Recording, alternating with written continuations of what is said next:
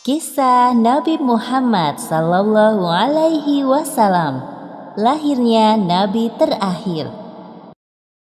Ribuan tahun lalu, Mekkah hanyalah sebuah lembah di tengah padang pasir, tempat persinggahan para kafilah dagang yang kemudian diubah menjadi sebuah kota di masa kekuasaan Nabi Ismail alaihi salam.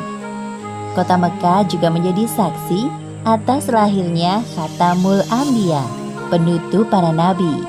Beliau adalah Muhammad bin Abdullah. Nenek moyang Nabi Muhammad bernama Hashim bin Abdul Manaf. Saat Hashim berkuasa, kota Mekkah terkenal dengan pusat perdagangannya yang makmur. Tidak ada yang dapat menyaingi kemampuan berdagang masyarakat Mekkah pada saat itu.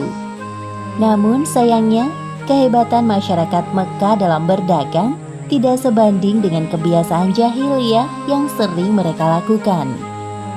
Hei, lihatlah burung itu. Sedari tadi ia terbang di atas kepalaku, lalu berbelok ke arah kiri.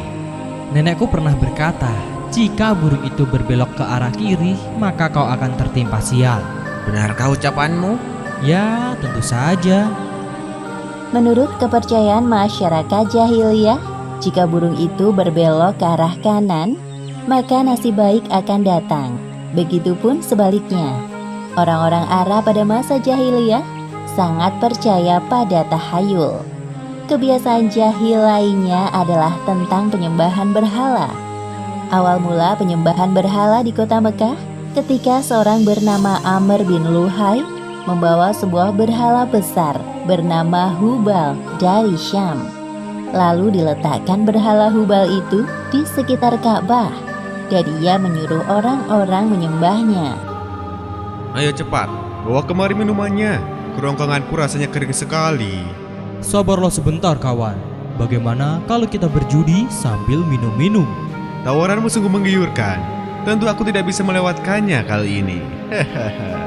Hei, kamu yang duduk di sana, panggil para penari untuk menghibur kami. Tidak hanya berjudi dan minum arak, pencurian, perampokan juga hal yang sering terjadi. Sasarannya orang asing yang mereka temui di jalan. Hei kau, cepat turun dan serahkan semua harta yang kalian bawa. Mulai saat ini, kau dan istrimu adalah budak di rumahku. Kalian berdua jangan sekali-kali berani melawanku, atau nyawa kalian melayang. Tak terasa tahun demi tahun berlalu dengan cepat. Kepemimpinan Hashim digantikan oleh pemimpin yang lebih muda dan berkompeten di saat usianya telah lanjut. Sebelum beliau meninggal, Hashim mewariskan banyak sekali harta kepada Abdul Muthalib. Wahai keponakanku, semua ini adalah harta milik ayahmu. Kau pantas mendapatkannya. Terima kasih, wahai paman. Aku akan menggunakan semua harta peninggalan ayahku untuk kebaikan. Saat ini, Abdul Muthalib berperan sebagai sikayah, yaitu orang yang bertugas menyediakan air dan makanan bagi pengunjung Ka'bah. Saat itu, Ka'bah sangat ramai dikunjungi oleh orang-orang, melebihi gereja Al-Quds di Yaman milik Raja Abraha. Namun, seiring berjalannya waktu, persediaan air semakin menipis. Pada saat itulah, Abdul Muthalib teringat tentang cerita sumur Zam-Zam. Banyak orang mengatakan bahwa sumur Zam-Zam telah tertimbun tanah ratusan tahun yang lalu, jadi mustahil jika ditemukan. Sepertinya aku harus menemukan sumur Zam-Zam itu. Apalagi tugasku sekarang sebagai sikhoyah. Kemudian beliau memanggil salah satu putranya yang bernama Harits. Wahai Harits, anakku, kemarilah. Dapatkah engkau menemaniku mencari sumur Zam-Zam yang telah tertimbun tanah ratusan tahun lamanya itu? Baiklah, dengan senang hati aku siap membantumu mencari sumur Zam-Zam itu, wahai ayah. Abdul Muthalib dan Harits berpencar dalam menggali di beberapa tempat, namun tidak ada hasil. Wahai ayah, apa mungkin sumur Zam-Zam benar-benar telah lenyap tertimbun tanah? Wahai anakku, kalau kita bersabar, Allah akan memudahkan pencarian kita. Orang-orang yang melihat perbuatan Abdul Muthalib dan Harits hanya bisa mencemooh. Wahai Abdul Muthalib, mengapa engkau mengerjakan perbuatan yang sia-sia? Sumur itu telah lama hilang tertimbun tanah. Benar yang dikatakannya. Bukankah dahulu nenek moyang kita, Mudzas bin Amr, pernah mencari tapi juga tidak berhasil? Sudahlah, biarkan saja dia. Lagi pula kita telah mengingatkannya. Abdul Muthalib terbangun dari tidurnya karena mendengar suara. Ia seperti mendapatkan petunjuk tentang keberadaan sumur Zam-Zam dalam tidurnya. Keesokan harinya, dengan penuh semangat, Abdul Muthalib dan Harits kembali menggali di antara berhala Isaf dan Naila. Tiba-tiba air memancar. Ayah, lihat, ada air. Alhamdulillah. Ayo Harits, gali terus. Sekarang, dengan diketemukannya sumur Zam-Zam, Abdul Muthalib tidak khawatir lagi untuk memenuhi persediaan air dan keperluan bagi pengunjung Ka'bah.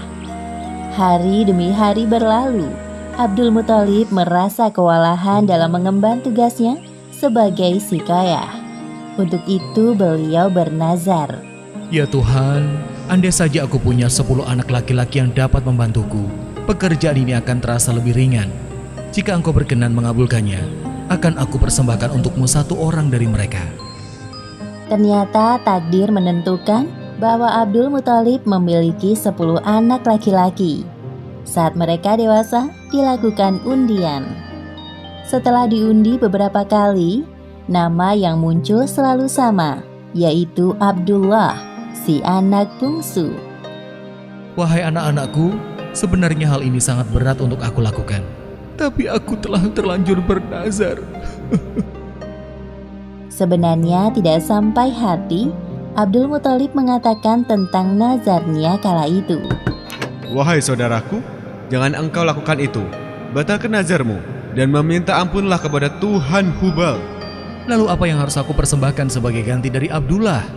Kalau engkau dapat menebusnya dengan harta, maka berikanlah itu kepada berhala agar mereka tetap berkenan kepadamu.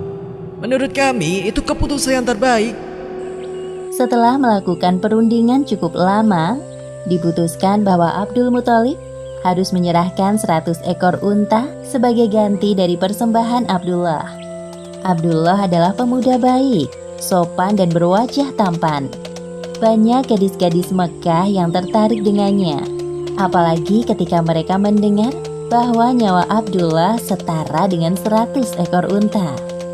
Mendengar kenyataan bahwa Abdul Muthalib berencana menjodohkan Abdullah dengan anak dari Wahab bin Abdul Manaf, para gadis Mekah itu tentu kecewa. Allah Subhanahu wa Ta'ala telah menentukan jodoh Abdullah dengan Aminah, gadis yang memiliki nasab yang paling baik di kalangan suku Quraisy. Akhirnya mereka berdua menikah. Wahai istriku, musim semi telah tiba. Ini tandanya aku harus melakukan perjalanan dagang ke Syam. Pada saat itu, Aminah sedang hamil muda.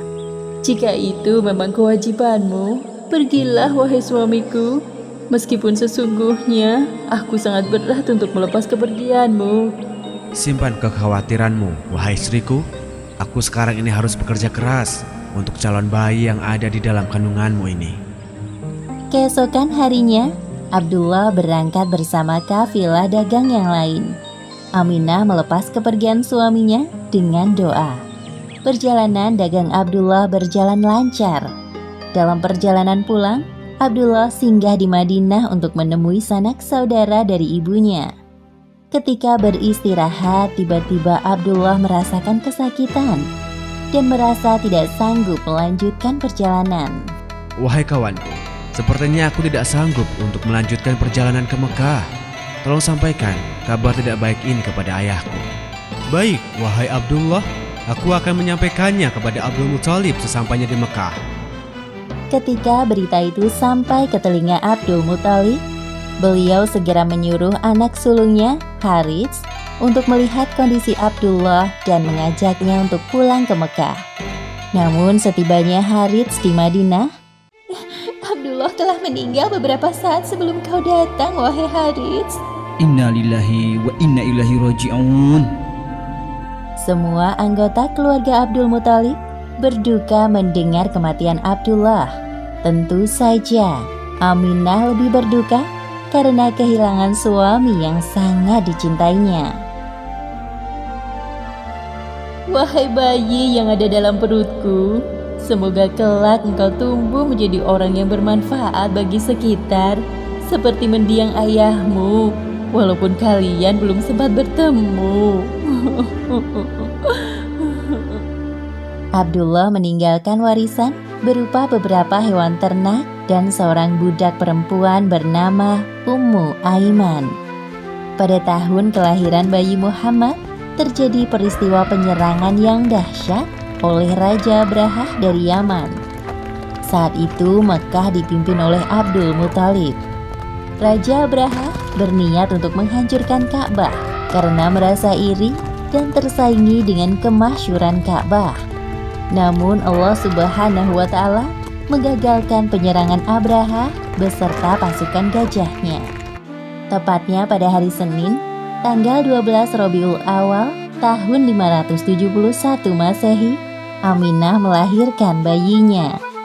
Seorang bayi laki-laki tampan dan bersinar terang. Semua keluarga besar bersuka cita dengan kelahiran Muhammad, seolah-olah Abdullah hadir kembali di tengah-tengah mereka. Kehadiranmu mengingatkanku pada ayahmu. Sungguh, memandang wajahmu mengingatkanku akan ayahmu, wahai cucuku. Dengan penuh sukacita, Abdul Muthalib menggendong cucunya untuk bertawaf di Ka'bah.